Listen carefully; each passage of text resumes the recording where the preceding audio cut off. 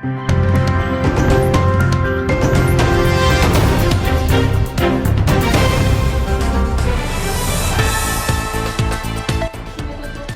облустук үй бүлөлүк дарыгерлер борборунда Кыргызстанда күч алган кызамык оорусунун алдын алуу жана ооруну жеңүүдө эмдөө маанилүү экендигин калктын калың катмарына жеткирүү максатында жалпыга маалымдоо каражаттарынын өкүлдөрүнө маалымат жыйыны болуп өттү.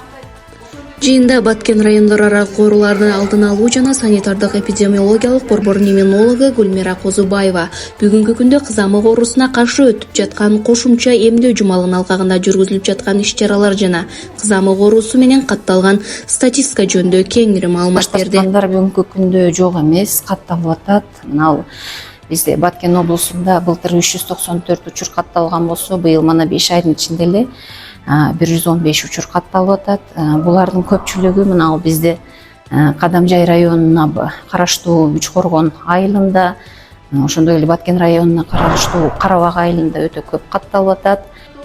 Мындан сырткары Республикалык ден соолукту чыңдоо жана массалык коммуникация борборунун түштүк филиалынын адиси балдар дарыгери Жанаткан Муратова кызамык боюнча өлкөдө өткөрүлгөн кырдаалга токтолуп, кызамык оорусу өтө тез жугуучу, коркунучтуу жугуштуу оору экендигин айтып, кызамыктын атайын дарысы жок экендигин, бирок эмдөө менен ооруну алдын алууга боло тургандыгын белгилеп кетти. Алмайынча бул ооруну токтотконго мүмкүн эмес да.